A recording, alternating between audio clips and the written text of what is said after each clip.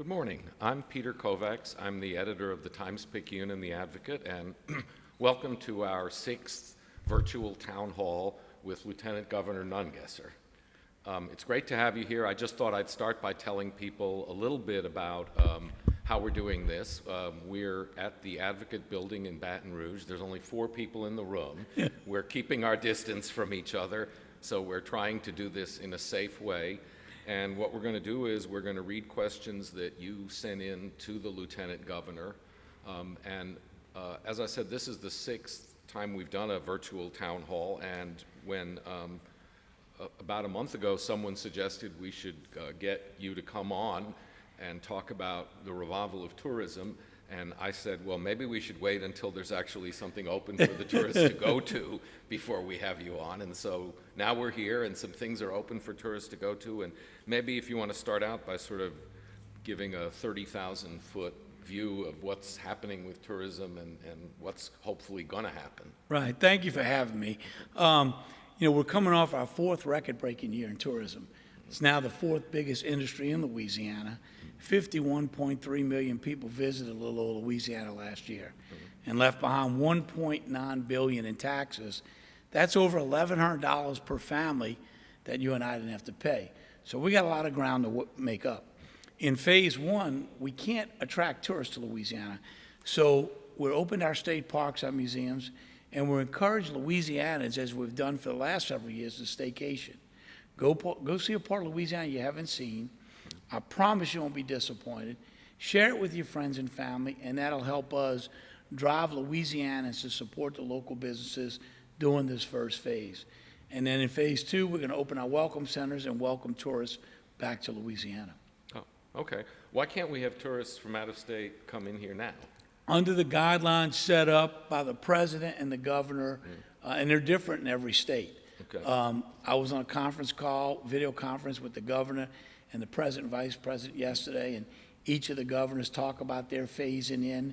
So it's different in every state, but under the guidelines that the Resilience Commission and all those subcommittees recommended to the governor in phase 1, it doesn't. As a matter of fact, we canceled all the reservations of out-of-state people at state parks to make more room for Louisiana residents through this phase 1. But it's just what's in there. Phase 2 in 2 or 3 weeks will allow us to welcome tourists. Okay. Well, the first question comes from Leo in Central, and he says, how do I get a free night at a state park? I reserved 4 nights thinking I would only have to pay for 3, but the park charged me for 4. Well, get in touch with my office and we'll refund you that. Where it says promo code, you got to punch in welcome back. And that activates you to get the 4th night, either at the beginning or end of your stay. So that's a little lanyard we're offering to Louisiana residents. Okay. Just out of curiosity, since I've asked this of other people, when you say call my office, like, are there people in your office, or do they work from home and answer your calls? Or how does that work? We have a third of my staff comes in. Okay. We field so many calls about everything. My office never tells anyone no. Okay. Whether it's help getting someone moved closer to a family member in a prison, or whether it's somebody with their taxes. So we've got a staff there every day live answering the phone all through this because we thought it was important. So they're scattered out, but we do have somebody answering the phone. Oh, okay. And your office is in Baton Rouge? Or in Yes. Okay, it's in Baton Rouge. Okay. Wendy from Opelousas says, when will Chico State Park open? The park is closest to my home, and I enjoy fishing, hiking, and camping. We're hoping to hear back from the governor's people today or tomorrow. That's one of 3 state parks that the governor took where they're quarantined people that they believe may be positive for the virus but have nowhere to go. Homeless, some migrant farm workers, or maybe you just can't go home to your family. So we've been using 3 of the state parks. We've asked them to section off a portion of the park where they're keeping those people in campers so we can get the rest of the park back open. We did get the boat launch open at Bayou Signet, and we're working on Chico. We should have an answer back today or tomorrow. We hope to get sections back open for this weekend, knowing it's a long Labor Day weekend. So the quarantined people are like in FEMA trailers in a portion of the They're park? in some of the cabins, but the state brought in 100 trailers, okay. RV trailers. Okay. And after this is over, we'll clean them good and we'll rent them out at state parks. Okay. But they've put some of those in each of the parks so people could be quarantined through that 14-day period. Okay, well, it's a beautiful park. I once took a bunch of Cub Scouts from St. Martin's camping at that. There were 12 kids camping at that park, and I'm pleased to say we went in with 12 kids and we came out with 12 kids. So, and that's what I think is a successful trip. John of Greenwell Springs says, what if ever the state parks when if ever will the state parks update their campgrounds to full hookups, including sewer like Mississippi and Alabama? So we've been working on that. I didn't realize we didn't have sewer when I got elected. Okay. Until I started getting people that cared. So we had money in capital outlay, which was swept each year to get all hookup sewage. But knowing that is very unlikely to get capital outlay money, I think we've got 50 at one, 10 at another. We have a traveling team doing repairs and maintenance, and we've been hooking up. My goal is to get them all hooked up. We've been giving out some small contracts to do it, but I didn't realize that was a big thing, especially the seniors. So we're working on it. We are identifying on our site which ones have hookups, but we're getting direct sewage because it is a pain in the neck to go dump that sewage. Yeah. You know, I came to Louisiana from Alabama in the 80s, and people used to, in those days, people thought, well, Alabama has great state parks compared to ours. Is that still true? Well, let me tell you, under the last governor, in 8 years, I didn't even know this, the governor swept $54 million in 8 years from state parks. Then he changed the law to make it okay. When I took office, Jay said, you got to close at least 7 state parks. Good luck picking which 7. That wasn't an option. But thanks to the sheriffs helping us in some of the parks do repairs and maintenance with their crews, we were able to keep them all open. We haven't gotten back to the funding level. We lost over 120 people. But we're working hard to get them back, and I travel around to them all the time, and we're working on improvements. We've got new bathrooms at several of them. We're working on the sewage, but and the private-public partnership's going to help us. We got horseback ride in Bogachita, canoe operations, tubing. We're looking for more partners to build some luxury cabins. The more money we bring in through private-public partnership, the more improvements we can do. Okay. What's going on at airports? I remember we reported this a month ago, you know, passenger loads were like 5%, and has that improved any, or what's No. going on? Brand USA, which is the National Tourism Organization, is polling every week. Okay. The reason we're promoting, we got the legislature to remove my 10% in-state cap to promote Louisianans to get out. Then we're going to go to a drive market. 90% of the people say they're reluctant to get on a plane or a cruise ship. They're going to feel comfortable this summer driving. So we're going to venture out and we're going to work on that drive market this year to get those people to drive into Louisiana. So we don't know how long that's going to be. There's a lot of talk going on about what airlines are going to do to make you feel safer, but that comfort level is not there yet, and we haven't seen it improved week to week since we've been watching those polls by Brand USA. Oh, okay. Well, it's too bad, because the one place you can social distance is on an airplane right now. There'd be plenty of room. You could have a whole row to yourself. You're right. Or something like that. So, do you know, I know this isn't your department, but what is New Orleans doing about paying the debt on that airport? That must have disrupted that. Well, you know, it's disrupted that. It's disrupted a lot of the payments of even local governments. So, you know, I know there's another stimulus bill to talk about some payments direct. I'm sure some of that would be, if that passes, for airports and local governments. But just like the hotel motel tax, the money that we're getting for state tourism, we're going to have to support every local tourism, including New Orleans, because they've lost all their income from the hotel motel tax. So we're going to have to support those events for the foreseeable future to draw tourists in on a state level. Yeah. I guess that does make sense. Are the flights, you know, New Orleans, I know, worked very hard, and Baton Rouge worked very hard to get more direct flights, and New Orleans got a direct flight to England, but I assume all of that's gone. We're hoping those will come back. The South American flight has been delayed, I think, till November. Yeah. So I think you're going to see, as the industry comes back, those flights will come back. They were very successful out of New Orleans. We put some state money behind the British Airways flight. Right, yeah. And then we also spent a lot of money overseas promoting to get those planes filled.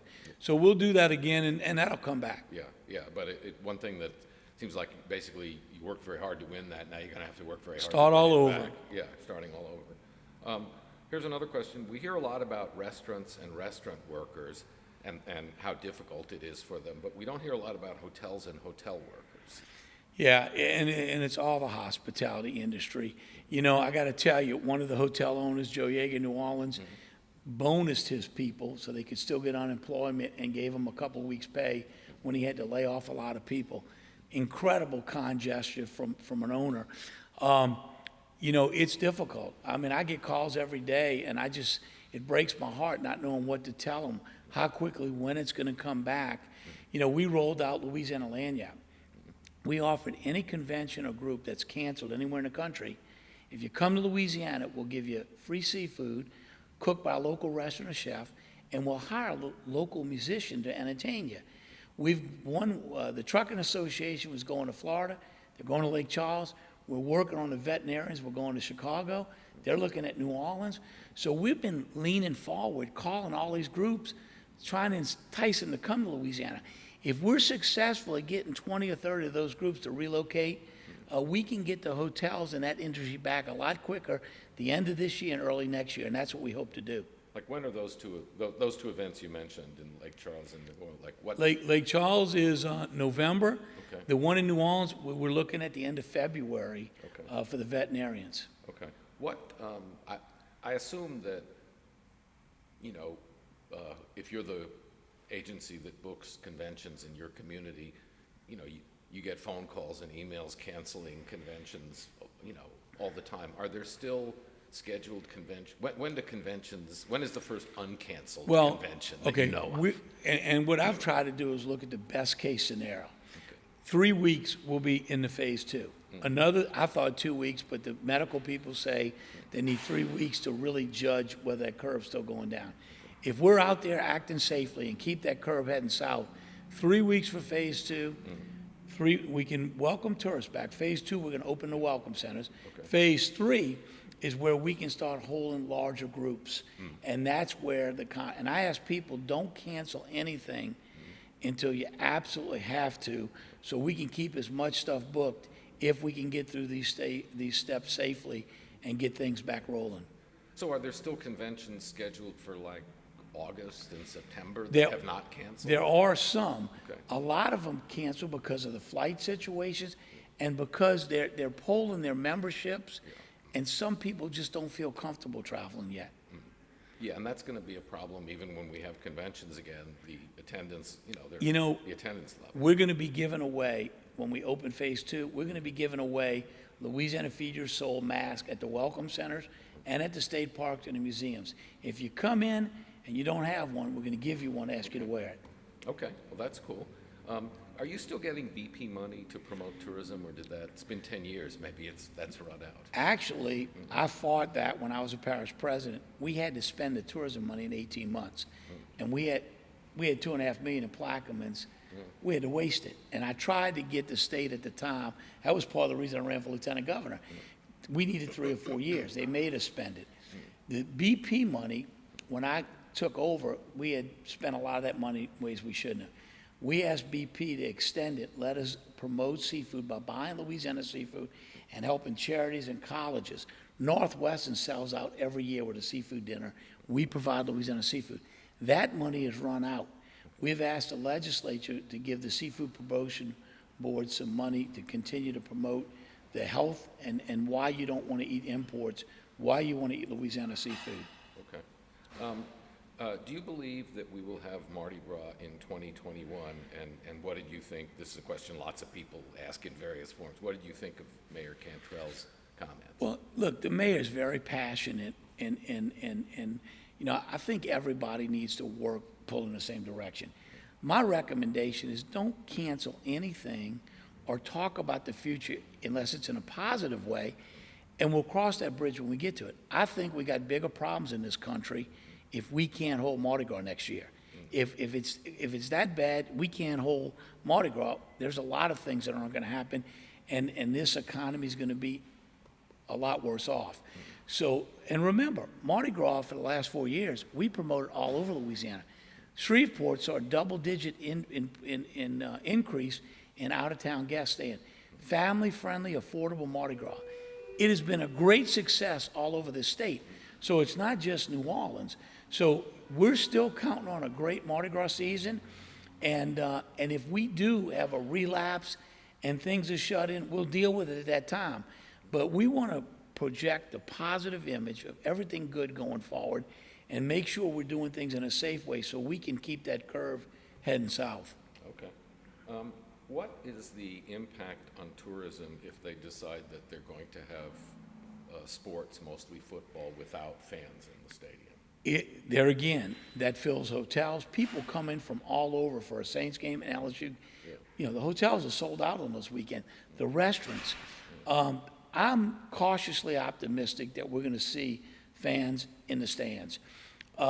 You might see the NFL, and this is just hearsay, but they may cancel preseason, take the bye week out, push it back, go right from the last playoff game to the Super Bowl, and get a later start if we don't see this thing improve greatly. But I suggest you'll have to wear a mask, but I suggest we will. That's just my take. I think we will see football this year, and the people that don't want to go, those elderly, they'll just have to sell their tickets or give them to someone else. But I can't see us not having it. You can't see us not having football. You can't see us not having fans. I can't see us not having football without the fans, Okay. and I can't see them canceling football. But if we do have a relapse and we don't do our job in operating safely, we will. And so I'm cautiously optimistic we can get there safely. Okay. Do you have a view, and are you involved in the dispute between the New Orleans Convention Center and tourism workers about the, enormous reserves the convention center has and the view that they should share the wealth? You know, I get that a lot, as well as some of the reserves of the CBVs around the state. But a lot of those CBVs are operating out of those reserves now to stay afloat. So where they had these reserves for years and people wanted you spending it, now we know why. We never thought we'd deal with this. I hadn't been involved in it. I try to work with everybody in a collective way, because listen, we've got to be able to discuss our differences, but at the end of the day, we're one Louisiana. And if we're all not pulling in the same direction to promote and bring it back, look, I'm president of Lieutenant Governors Association. Every Friday we have a call. Louisiana is posed to bring back tourism. We're way ahead of every other state. We got more assets. We've been leaning forward on attracting people for the future now. But the one thing we can't do is have some inner fighting and not see us all pulling in the same direction to pull us out of this horrible time. Because remember, we came back pretty quick after Katrina, the oil spill, the 2016 floods in Louisiana, because that's what we do. We get out there and work and make it happen. But this is every state in the country is going to be fighting for those tourism, from those tourists. We've got to be on the same page, and hopefully I can help bring those parties together to do the right thing and make sure we're doing everything we can to promote Louisiana. Okay. Do you know what, it seems like New Orleans has something in common with Las Vegas and Orlando because they're very tourism dependent. And do you know what's going on in those communities? Well, I know in my conference calls of what's going, they're trying to get back open. I asked the team, the governor's team, to please seriously consider the casinos in phase one in some capacity. Please, because I knew Mississippi was going to open this week. And had Mississippi opened and we didn't open the casinos, a lot of Louisianans would go over there, spend a couple weeks, and spend a lot of money over there that we could use here in Louisiana. So I was so glad that the governor and his team opened phase one, all with the exception of New Orleans. But look, the casino people know what they're doing, and putting these shields in and spacing out and cleaning, they don't want anybody getting sick in a casino either. So they're going to make it as safe as they possibly can, as every restaurant and every shop is going to do, and do our part. So it was very important to get those casinos open So everybody that wanted to gamble didn't just flee to Mississippi. Yeah. What was the issue? There was an issue with 25% of the machines versus 50% of the machines? Yeah, a lot of people, and some of them may choose not to open. 25 didn't warrant them bringing back all the people Yeah. for that. And so I think we're going to go to 50% in phase two, which is 3 weeks away, if we do it safely, and then we'll get to full. But I was so glad to see that. So at least if you want to gamble, go to a Louisiana casino and go out and eat and do it safely and support Louisiana. Are we in Mississippi reopening casinos ahead of presumably New Jersey, but are we ahead of other states in Yes, casinos? a Okay. lot of them that haven't done it.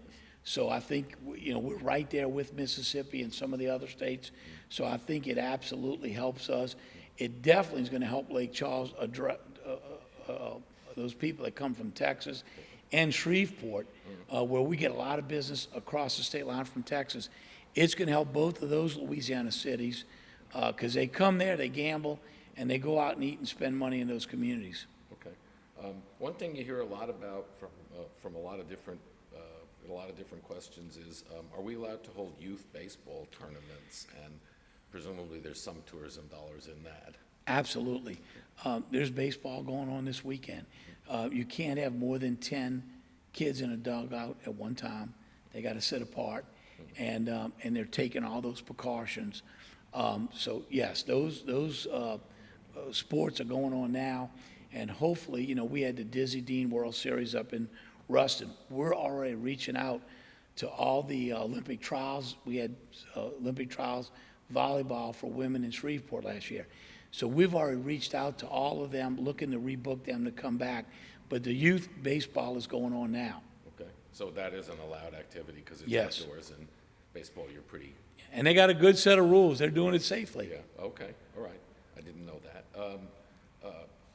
Another group of questions that comes from lots of people is, how are we going to, get tourists to wear masks? You see a lot of people going to Florida not wearing masks. And I went out to eat this weekend, and I had my mask on, and politely, y'all need to get a mask. If you don't have one, I can send you one to kind of nicely. You do it for other people, respect for other people. That's why we came up with the idea. We're going to give them out at the museums, state parks, and the rest areas. When people come into the state, when we open in phase two, we're going to tell them a little bit how we operate safely in Louisiana. Please keep your distance, wear your mask, wash your hands, and try to give them a little quick crash course on operating safely, because we want to make sure the tourists come in here and operate safely as well. So you got to kind of friendly, try to embarrass them into doing the right thing. Yeah, okay. Speaking of museums, what's the status of opening of museums? So we opened all the museums Saturday because we have the ones in New Orleans, and that's when the mayor opened up. So they're all open. Got some great new exhibits, and we're wiping down things. Our people are wearing masks as a plastic. So we encourage everyone to get out to the museums. We had a 35% increase last year in attendance at all of our museums statewide on an average. So we've had an incredible year, and it's a shame that we got a setback here, but the museum's in the best shape they've ever been in. Okay. People probably don't know which ones are your museums versus which ones are the locally run or owned museums. Well, and that's why we're doing a study now, and we're going to make a recommendation to the legislature. I'm actually going to give up control of the director of the museums. The last two lieutenant governors took it away. The museum boards ought to be able to hire their own director to make people given money feel comfortable it's run the right way. But first, we're looking at the best way to run them. We're going to have a board in New Orleans, one in Baton Rouge and one in Shreveport. We're going to ask the Secretary of State to put his museums in.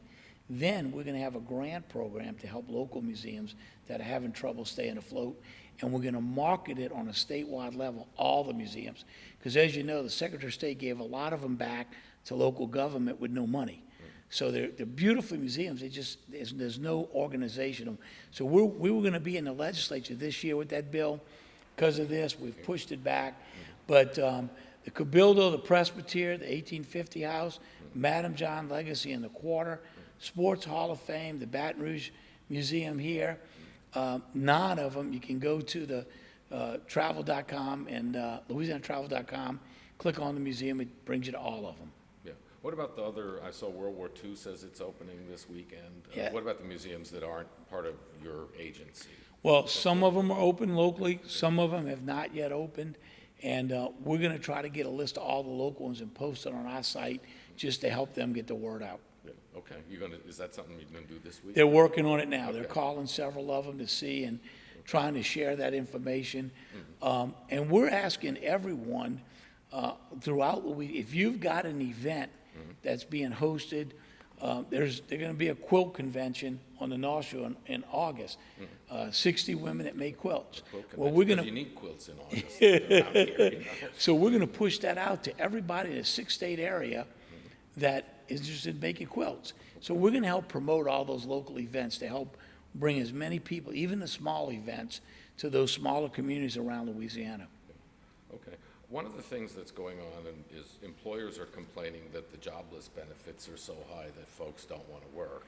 Like you make more money being unemployed. Are tourism employers having that problem? Well, I think a lot of the tourism, hotel, the restaurants have not gone back to work, but I have heard with the restaurants that open up, some of the people are not wanting to go back to work. I think they're making the equivalent of $21 an hour with the unemployment benefits. But I believe the way it's supposed to work is if you're offered your job to go back to work, you got to go back to work or you're supposed to lose those benefits. So I don't know how that's working out. I don't know how that's calculated or reported, but that has been a problem. And it's been in a lot of the discussions, if they extend those benefits in a new package, how do they do it in a way to the people that can go back to work, go back to work?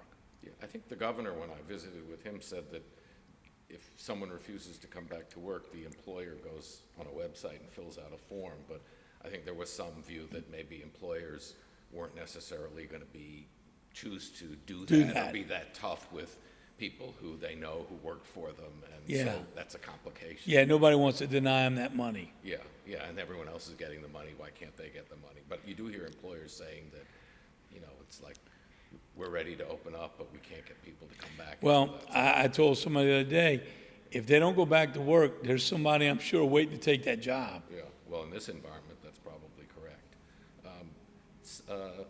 When are rest areas going to open, including restrooms? So we left the restrooms open at all the rest areas, except where the DOTD owns the ground. On I-55, they closed it so nobody can pull in there. That's a DOTD decision. We run the building. We have left the bathrooms open at all of them, and we clean them several times a day because we know people traveling, that's the first place they can stop to use the restroom. We will open all the welcome centers in phase 2, which will be 3 weeks, and we'll do it safely and be giving out masks and welcoming visitors back in phase 2. Okay. So they're not open for the most part now, except the bathroom part? Right. Okay. Well,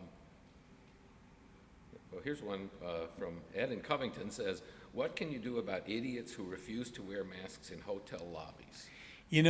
We're asking, and I'm on a conference call with restaurants, hotels, attractions, bed and breakfast, and I encourage all of them to make their employees, because lead by example, and then very nicely suggest and provide some masks to give to people, and you can very nicely ask them to wear it. You can't make anybody, the governor's not going to make anybody, but like I try to do, I'll try to nicely embarrass you into doing it for everybody's sake. Because listen, nobody wants to go back to home isolation. I don't like wearing this thing either. But if I don't wear it, I'm setting a bad example. And if we all don't practice all the things recommended by the health officials, and we got to go back to home isolation, how many more businesses are going to fail? I don't think we can take that hiccup. So we've got to do this responsibly. Yeah. George from Independence says, do you realize that people are coming to Louisiana from states that are less locked down and therefore they're going to make us sick? That's why I got a lot of calls about when I closed the state parks. And I closed the state parks because local elected officials called me and said, there's people in my park from Kentucky, they're eating in the local, they're going out in the community, and my seniors are worried. So we closed every state park, kicked everybody out because of the feedback from local communities. That's why in phase one, we canceled all the out-of-state reservations. They're only open to Louisiana residents. That's why we didn't open the welcome centers. And in phase two, when we welcome visitors back, we'll do this, we'll do the hand sanitizer, we'll try to train them and coach them to operate safely in Louisiana. But, that was the fear up until this point, where reason we've kept as best we could. But you can't stop people from driving in here. Yeah, no, I'm aware of that. Texas tried. Yes. I don't think it worked exactly. There are restaurant owners who are saying that they can't make a go of it at 25% or even 50%. And of course, a business, most businesses aren't built to have their volume cut in half. Their loan, their staffing, the size of their building, the air conditioning, everything else is just not rooted in. I agree. Yeah. We made the push, the restaurant industry did, for 50%. The Resilience Commission and the medical personnel, the decision was made by the governor's team at 25. We accepted it moving forward in 3 weeks. A lot of people, you're right, have opted not to open it to 25 and are planning for either getting back to full occupancy or 50% in phase two, and set their sights on opening when we get to phase two. Yeah. So Andrew from Baton Rouge asks, when will film production sector, when will that reopen? Well, that's going to be, we did a study when they were going to get rid of the tax credits to show that 9% of everyone that comes to Louisiana is heavily influenced by a TV show or a movie. That's worth over $1.3 billion to Louisiana every year. So when they were trying to get rid of the tax credits, that helped show the value not only to the movie industry, but to the tourism. We started the Louisiana Film Trail, Lights, Camera, Louisiana. People want to go where movies were shot and where people were shot, like Bonnie and Clyde right here in Louisiana. It has a tremendous impact. Unfortunately, those decisions are going to be made by Hollywood and the people shooting the movies. I suspect you may see some small production in phase two and then full-fledged when we get to phase three. So in time, 9 weeks, I'm hoping it'll be back. Yeah, we're still one of the criticisms, there are a lot of criticisms of the movie subsidies, as you know, but one of the criticisms of them is that they get that subsidy whether it's obvious that the movie was shot. If they make a movie about Louisiana, maybe it's going to lure tourism, but if they take the subsidy and they make a movie in Louisiana that doesn't say it's about Louisiana, they get the same subsidy. We had long conversations about that, and if we go back and tweak the bill at some point, two things. We'd like them to have to superimpose on the side of the bridge, Baton Rouge, water tank, identify the town and city in some way, and also we want them to leave behind something from that movie that one day we can put in a movie museum. We got so much history. The first Tarzan movie was filmed here in Morgan City 100 years ago. We just celebrated 25 years of Steel Magnolia. That put Natchitoches on the map. So we've got so much history here. We want to capture that and make sure we promote it. Okay. Tracy from Lafayette says, wouldn't a modern and efficient interstate system provide a much more appealing invitation to businesses, residents, and tourists? You know what? We've got to fix the bridge problem. The 3-lane here in Baton Rouge is being done. The president talked about a major infrastructure package. Maybe some good can come out of this horrible virus that we have. If we do see that kind of federal spending in that, maybe we can get the funds we need to build that new bridge. I believe we ought to call a state of emergency and fast track it and not take 5 to 10 years to build a bridge and build it in sections, because you're absolutely right. It's not only hurting tourism and commerce, but if you're looking to locate here in Louisiana and you look at that traffic every day, time is money. So I'd like to see us fast track if we get the opportunity to get some of this federal money that they're talking about in a stimulus package. Okay. Having an event without an audience might work for something like football, but it's not going to work for cultural events. You're not going to have a symphony without So what are the prospects for all of that? Well, you know, if we get to phase two, and you can have groups of 50, which, and I'm just, I'm guessing at that. Yeah, okay. And then phase three with a group of 100 or 200, we can get back to some of those small events that we have throughout Louisiana and the small venues for entertainment and things like that. And so I'm cautiously optimistic we can get there in this non-week, 3 phase one, 3 phase two, 3 phase three, and get our doors back open. What's in, haven't even looked at what's in phase 3. Well, phase three, and once again, I don't want to put words in the governor's team's mouth, because there's a lot of changes back and forth, but I suspect phase three is going to open like a wedding or something in a ballroom at a hotel. There will still be some restrictions, but you'll be able to host some of those, I'll call them medium-sized events. And then from there, you'll end up with the outdoor fairs and festivals that we seen a lot of them canceled, but many of them pushed back to October. Yeah. So what's still on for October?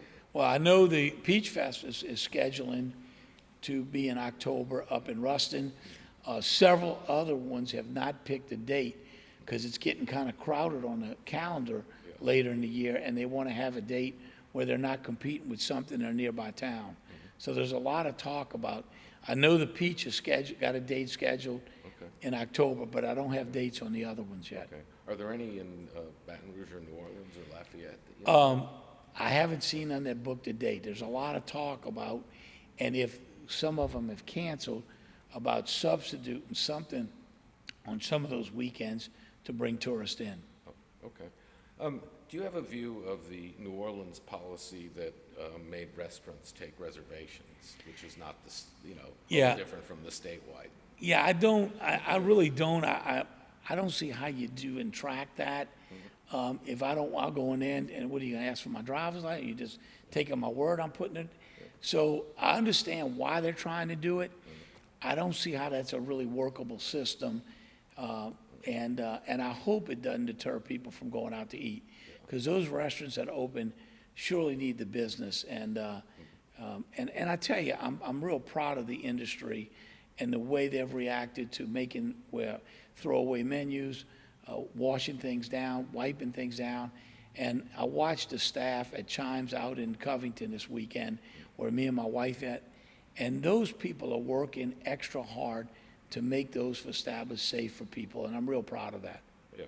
I mean, one thing I thought is, if you pay with a credit card, they know who you are anyhow. So, and most people pay with a credit Well, card. and if you go there and leave, and let's say one of the workers comes down, so you're going to try to reach everybody in that restaurant, and everybody, in other words, those people are wearing this in the restaurants, so you ought to be pretty, I just don't see that. If you've got a mechanism to track it, but I don't see how you go back and, that waiter was there 5 days. You're going to get everybody that went there for 5 days and try to track where they are. I just think it's almost an impossible task. Yeah. This is from Travis in Metairie. What are you going to do about restaurants that are reopening and are not following the guidelines, set forth about, like, the tables are too close, Yeah. and the workers aren't wearing You know, what I've been told is people are reporting those to the local government, and then it's up to the local mayor whether she has the sheriff's office or sends somebody out to correct them or advise them. It's enforceable on a local level, and we haven't received any of those complaints, but if they've got complaints, they need to bring it to the local elected officials to go in and police that. Okay. What's going on? Can folks tour the state capitol? They are, they're in session right now. People are in there testifying. Every third seat in the conference rooms are marked off. So, the state capitol is open, so people can go in there and tour it. You're required to wear a mask. There's a sign on the door. We're looking forward to getting back opened up and working. One industry that we're going to be able to really promote and grow is the riverboat cruise. People can feel a lot safer getting on those before the big cruise ships. And knowing that we're trying to add docks in Baton Rouge and other areas up the river, that's going to be a real opportunity to grow tourism all over the state. And so we're looking forward to a day when we can have night tours of the state capitol, downtown Baton Rouge, and have another thing to do at night for those visitors in downtown Baton Rouge. Okay. A few people asked, I mean, people have asked different questions about we had the women's basketball Final Four that got canceled. How does that work? Do they give you your money back? Do they give you the 2027 version of it? Or what happens with big stuff like that? And the Sports Foundation in New Orleans, we've reached out to assist them in any way we can, financially or whatever, to rebook those facilities.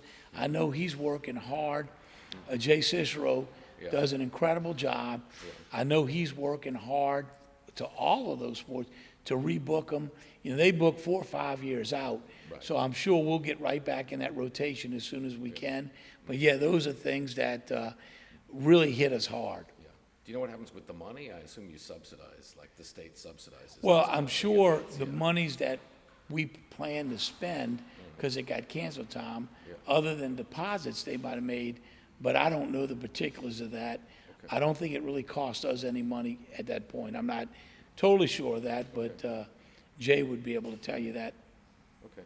Vic of Slidell asks, says tourism industry workers are at high risk for COVID-19, but they have limited financial resources, and so, like, what's protecting them if they serve people all day and one person gets them sick? There's been a lot of talk about that, is how do we, first off, the best way to protect them, and secondly, a lot of those people live paycheck to paycheck, making sure that they're made whole if they do go out sick. And I don't have a good answer for them, but I know that's something that's being discussed both by the health officials and the governor's team, because you're going to see it. We're going to do our very best to protect the workers and protect the people out in public, but you're going to have somebody. We just hope to keep it a minimum. Yeah. So Dan asks, why can't bars serve food? It seems like if you can open a bar that serves food, what's the difference between a bar that doesn't serve food? Yeah, that's been brought up a lot in these conference calls, and the requirement set out in phase 1 is that you have to have a license. You got to have a kitchen. You got to get that inspected. Yeah. So we're into phase 1. I'm pushing real hard to open bars in phase 2 to some limit, because those people have to pay rent just like everybody else. Those bartenders need their jobs. So we're hoping, we lost round 1 in phase 1 of getting them open with limited people. So I'm hoping we can get them opened at 50% or whatever the guidelines set forth by the health officials. But I'm hopeful that we can get them open in the next couple of weeks in phase 2. You say you were on conference calls and all that, so you were arguing the side of a bar that serves food is not all that different from a bar that doesn't serve food. What was the articulation? Well, the argument is, look, I'm a hugger, and I want to hug everybody. And after a few drinks, it makes it a little harder not to hug. Okay. So that has always been the argument of people drinking and gathering at a bar. And, there's been recommendations, put a strip of tape on the bar to keep the distance and only serve, if the bar holds 100, serve 20 at a time. It's very difficult to police, and I think that's why we lost the argument in phase 1. Yeah, I see. Okay. Armand says that, a waiter or waitress makes $2.13 an hour plus whatever they get out of tips, and so how can you make money when 25% of your restaurant is full? That means 75% isn't tipping. That's why even the food we picked up, me and my wife has been tipping more than the food bill. Yeah. And I've asked everybody to tip what you can afford. It's just, I don't have a good answer. It's horrible. I got so many friends that work in that industry that just aren't making it. And people are gonna, that's why it's so important to do this safely and get us back as quickly as possible so we can put as many people back to work. But I ask people, even when you're picking up food, put a little tip on that credit card. I'm tipping more when I'm picking up food than I used to tip in the restaurants, just to say thank you to those people that are back to work. And I know there's a lot of funds set up to help some of those people that lived off of tips, both in musicians, and that you can go to those sites and make a donation to help those people. There's some grant money put out there by United Way, and so for food workers and people working in the industry. And I think you're going to see more and more of that. We're very giving people in Louisiana when we know it goes to a good cause, and we got to support those people. Okay. Jeffrey from Lafayette says, don't you think it's too early to start reopening the state? We have no testing, and regardless of what the president says, Dr. Fauci says it's too early and death and illness will come. Well, the governor and his team and the medical team there has seen this curve continue to go down. And they believe we're in a good position to continue that curve if we do it safely. Now, once again, the people that have immune deficiencies, elderly, they should wait, till we get to phase 2 or 3 before venturing out. But I don't think we can afford to keep the economy, but we got to do it safely, and I believe we can. I see more people wearing masks now than in the beginning when our numbers were through the roof. So we're doing something right, and we've got to do it safely to protect people, but we've got to get this economy back open. Michael from Metairie says, would it work if restaurants hung clear plastic shower curtains around the tables, and therefore, each would be like isolated? And listen, that's another idea. I know in some of the booths they've put some plastic between them where they didn't have dividers. I feel like you're going to a restaurant to take a shower, but that's a creative idea. So, well, you could also install a shower, and this way, if you get dirty, you can take a shower. Well, while they've you're taken a shower curtain and put arms in it, so grandparents can hug their grandkids. Yeah, that would work too. This is the last question for today. Mildred from New Orleans says, what's going on at the convention center? Right now they've got a hospital there. Presumably eventually they're going to decide they can close the hospital and make it back into a convention center. Right. There were plans to ramp that thing up as we needed it for overflow from when it looked like the hospital was going to they stopped that expansion, and now I believe the plans are to ratchet it down to where they've kept it open in case we do see another spike through this phase 1. I don't know exactly what the governor's plans are, but I know they're looking at ratcheting it down at some point, getting that place cleaned up so we're ready to, when it's time to accept conventions and large groups back there when we can do it safely. What part of it can't occupy the whole convention No, center?